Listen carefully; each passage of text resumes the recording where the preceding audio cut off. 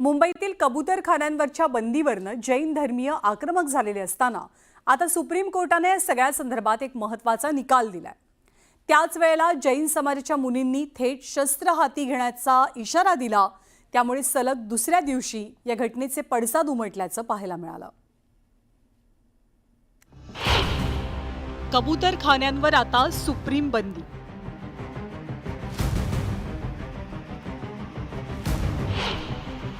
Supreme कोर्टाचा हस्तक्षेपास नकार।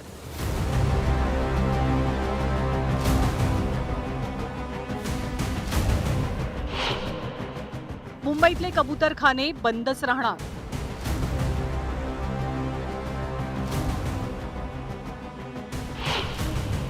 जैन मुनींच्या प्रक्षोभक विधानाचा वाद।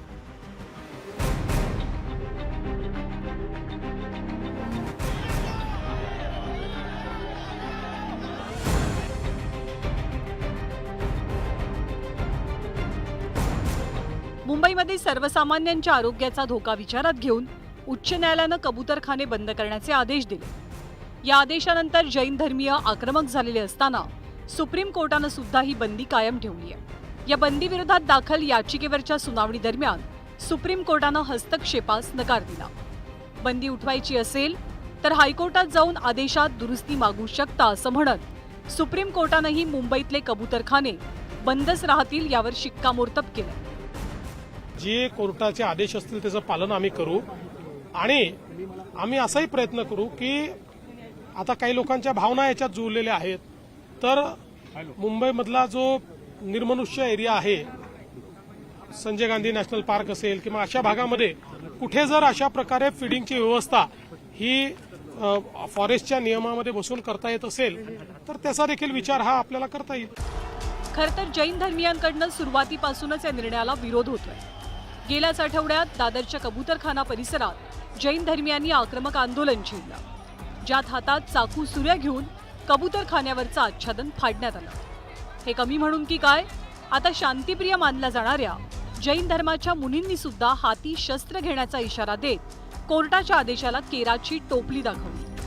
आता हा जो निर्णय आहे कोर्टामध्ये चालू आहे।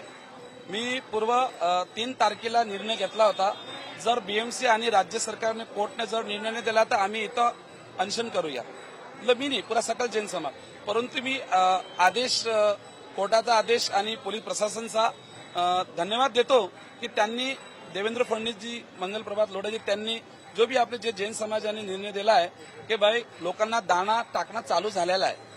काय झालंय, आमची इच्छा ही आहे की जितने कबूतर 900 जास्त वर्ष कबूतर मेले आता दुबारा मेले नाही पाहिजे।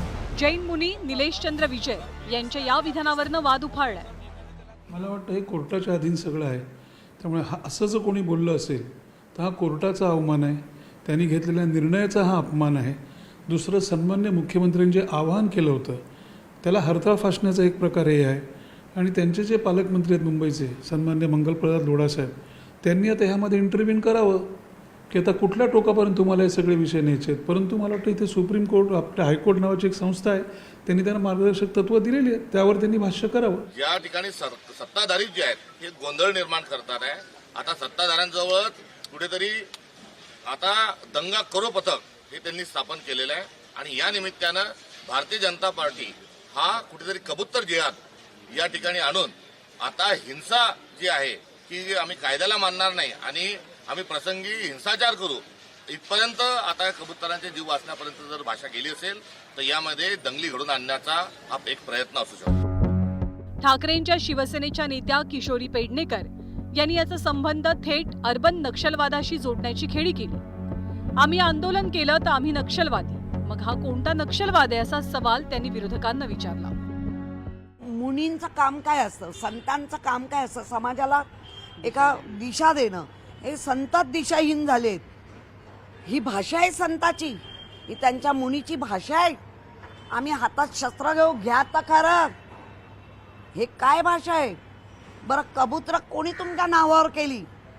पशु पक्षी सगळे आहेत, सगळ्या जीवांना वाचवायचंय, सगळ्या जीवांना दाना पाणी मिळालं पाहिजे। पण काही मग वाघ का ना शहरात सोडत? तुम्ही सगळ्यांचं ठरवताय कोण कुठे राहणार, कोण काय खाणार, कोण किती श्वास घेणार, हे जैन मुनी नाही ठरवणार। तुम्ही नक्की जैन समाजाला आम्ही मानतो, पण याचा अर्थ अशा भाषा असता कामा नये. हा कुठला नक्षलवाद? हा कुठला नक्षलवाद की आम्ही हातात शस्त्र घेऊ? हा नक्षलवाद नाही. तुम्ही आम्हाला सांगत होता शहरी नक्षलवाद, मग आता जैन मुनींच्या बोलण्यावर हा कुठला नक्षलवाद? जैन मुनींचं प्रक्षोभक विधान आणि जैन धर्मियांकडनं कबुतरांना दाणा पाणी देण्याचे प्रकार सुरू असताना सत्ताधारी भाजपची मात्र कोंडी झाल्याचं दिसतंय. राज्याचे कौशल्य विकास मंत्री मंगलप्रभात लोढांनी तर या प्रकरणी बोलणं टाळलं, तर दुसरीकडे गिरीश महाजनांनीही आंदोलक जैन धर्मियांना कबूतर प्रेमी म्हणत त्यांच्याकडनं होणाऱ्या कायदेभंगाकडे दुर्लक्षच केलं. मी जे काय बोलायचे असेल 2 वेळा बोलला, आता मी यावर बोलणार नाही. तुम्ही जैन समाजाची भेट घेणार आहात का? त्यांच्यासोबत काही चर्चा करणार आहात का? मी सांगितलं, मी ज्यावेळेस बोलायचे असेल, जे काय माझा रोल करायचं मी करत आहे, मी या विषयावर आता बोलणार नाही. संदर्भामध्ये उच्च न्यायालयाने निर्णय दिला आणि त्याची अंमलबजावणी महापालिकेने त्या ठिकाणी केलेली आहे. पण तरी काही कबूतरप्रेमी जे आहेत, पक्षीप्रेमी जे आहेत, त्यांचं म्हणणं होतं की नाही आम्ही त्याला किशोर परवा खूप मोठा गोंधळ झालेला. मी बघितला उत्तराखंडातून त्या ठिकाणी बघितलेला आहे. पण तरी दुसऱ्या दिवशी परवा पुन्हा सुप्रीम कोर्टाने त्याच्यावर बॅन केलेलं आहे. मला वाटतं सरकार या बाबतीमध्ये तसं काही आमचं काही आग्रह नाही आहे, पण त्यांची व्यवस्था दुसरीकडे करावी या बाबतीमध्ये सरकार प्रयत्न करत आहे ना.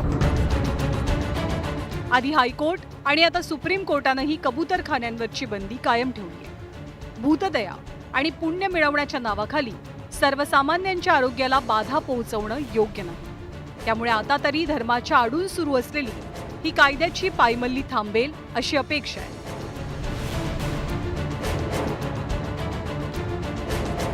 शरद जाधव, न्यूज 18 लोकमत, मुंबई.